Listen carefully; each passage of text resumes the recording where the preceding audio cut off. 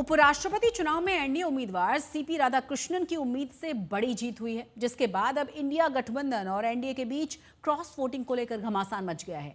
NDA के नेता दावा यह कर रहे हैं कि कई राज्यों के विपक्ष के सांसदों ने क्रॉस वोटिंग करते हुए एनडीए के पक्ष में मतदान किया है, क्योंकि 15 वोट अवैध करार दिए गए हैं। अब सवाल यह है कि ये 15 सांसद हैं कौन? क्या इन्होंने जानबूझकर अपना वोट खराब किया? वहीं इंडिया गठबंधन इन तमाम आरोपों को सिरे से खारिज कर रहा है। उनके मुताबिक अवैध वोट डालने वाले उनके सांसद नहीं हैं।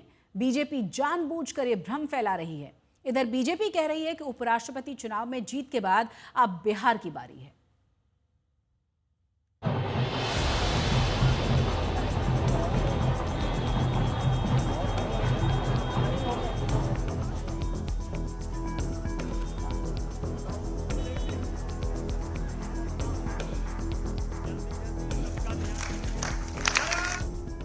क्या ये आइडियोलॉजी की लड़ाई है? क्योंकि आपके पास तो नंबर है नहीं।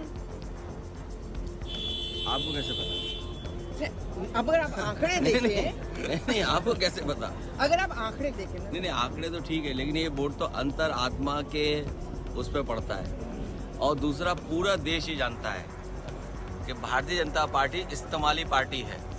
पहले इस्तेमाल करो फिर बर्बाद करो, पहले इस्तेमाल करो फिर बर्बाद करो। वही हमारे वाइस प्रेसिडेंट जो खोए हुए हैं, उनके साथ भी यही हुआ है। उपराष्ट्रपति चुनाव के नतीजे आने से पहले विपक्ष का दावा था कि एनडीए के सांसद क्रॉस वोटिंग और अंतरात्मा की आवाज सुनकर इंडिया गठबंधन के प्रत्याशी बी सुदर्शन रेड्डी को जीत दिलाएंगे, लेकिन हुआ इसके बिल्कुल उलट।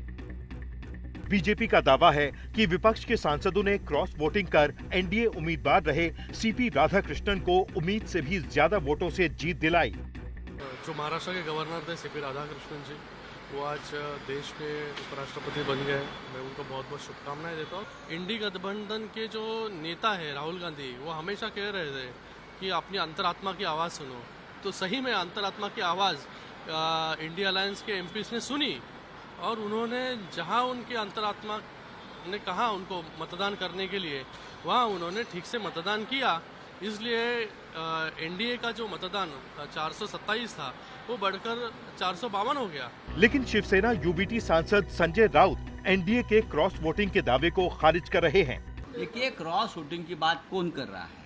ये एनडीए के कुछ लोग कर रहे हैं। हमारे जितने वोट थे वो आंकड़ा हमारे पास आया है। हमको 300 वोट मिले हैं, 300, और 15 वोट इनवैलिड जो हुए हैं, 15 इनवैलिड वोट इंडिया ग्रुप के। वो 15 वोट में सुदर्शन रेड्डी जी के सामने ही आंकड़ा लिखा है। एनडीए और इंडिया गठबंधन के दावों के बीच इन आंकड़ों पर नजर डाल लीजिए। उपराष्ट्रपति चुनाव में कुल 788 सदस्यों को वोट डालना था, जिसमें 245 राज्यसभा के सांसद और 543 लोकसभा के सांसद। खाली सीटों को हटाने के बाद दोनों सदनों की मौजूदा संख्या है 781। राज्यसभा में 239 और लोकसभा में 542। कल 767 सदस्यों ने कुल वोट डाले, जिसमें 752 वोट वैध रहे और 15 वोट अवैध रहे। इन 752 कुल सांसदों ने 452 वोट एनडीए उम्मीदवार सीपी राधाकृष्णन को दिए, जबकि 300 सदस्यों ने बी सुदर्शन रेड्डी के पक्ष में वोट डाला, जिससे सीपी राधाकृष्णन 152 वोट से चुनाव जीत गए।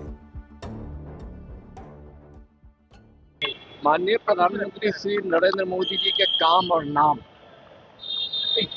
और उपराष्ट्रपति के सुयोग्य उम्मीदवार के कारण जो एनडीए ब्लॉक का वोट था, उससे भी अत्यधिक वोट मिला है, जो यह संदेश देता है कि विपक्ष सिर्फ लड़ाई झगड़े के लिए, अनावश्यक कुछ कामों को करने के लिए ही अपनी बुद्धि और अपनी ताकत लगाती है।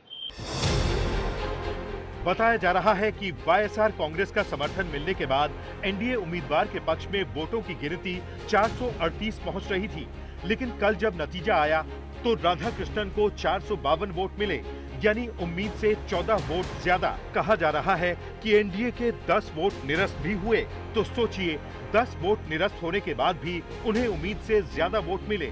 माना जा रहा है कि इनमें कुछ ऐसे वोट हैं जो न्यूट्रल थे और कुछ विपक्ष के क्रॉस वोट।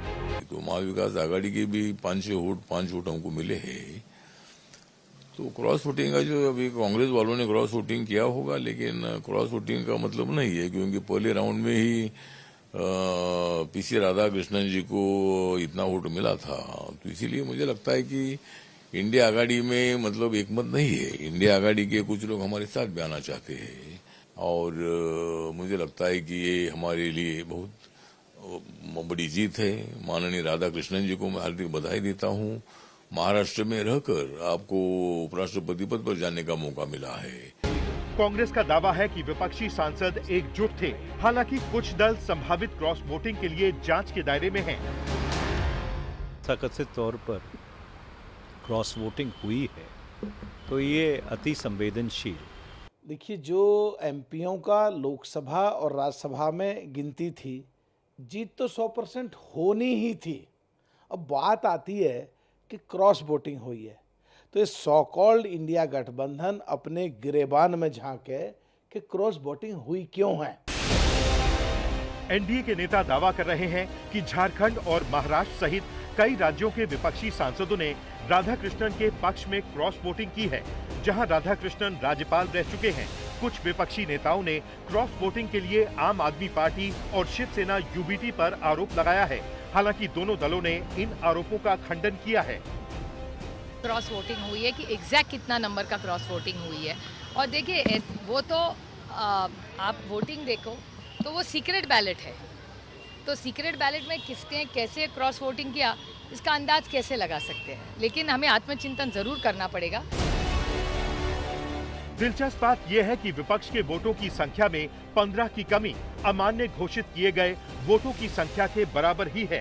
सूत्र कह रहे हैं कि निश्चित रूप से सभी अमान्य वोट विपक्ष के थे या कुछ सांसदों ने क्रॉस वोटिंग की। उन पर क्वेश्चन उठना भी चाहिए। मेंबर ऑफ पार्लियामेंट वोट डाल रहा है, ये कोई आम आदमी वोट नहीं डाल रहा है और उसको भी बार बार ट्रेंड किया जा रहा है। उसके बाद भी चाहे वो उनके कैंसिल हों या हमारे कैंसिल हों, इस बात का नहीं है। सवाल इस बात का है कि मेंबर ऑफ पार्लियामेंट इस तरह से कैसे कर सकता है मेंबर ऑफ पार्लियामेंट का वोट इनवैलिड हो जाए। वहीं बीजेपी कह रही है कि 100 में 60 वोट हमारा है, 40 में भी बंटवारा है। इतना ही नहीं, उपराष्ट्रपति चुनाव में एनडीए की बम्पर जीत के बाद बीजेपी बिहार में भी विजय पताका फहराने का दावा कर रही है। प्रत्याशी के रूप में श्री सीपी राधाकृष्णन जी को मिलना चाहिए था, उससे अधिक वोट प्राप्त हुए। श्री राहुल गांधी जी की अगुवाई वाला इंडी गठबंधन ध्वस्त हो गया। महाराष्ट्र के राज्यपाल रहे सीपी राधाकृष्णन अब उपराष्ट्रपति बनने जा रहे हैं, इसलिए महाराष्ट्र में एनडीए नेता गदगद दिखाई दे रहे हैं। मेरा विश्वास है कि राधाकृष्णन जी देश के उपराष्ट्रपति के रूप में उस पद की गरिमा को बढ़ाएंगे। वो महाराष्ट्र के राज्यपाल रहते हुए उपराष्ट्रपति पद पर पहुंच गए, ये पूरे तमाम महाराष्ट्रवासियों का अभिमान है। फिलहाल क्रॉस वोटिंग पर एनडीए और इंडिया गठबंधन के बीच घमासान मचा हुआ है। आज तक ब्यूरो।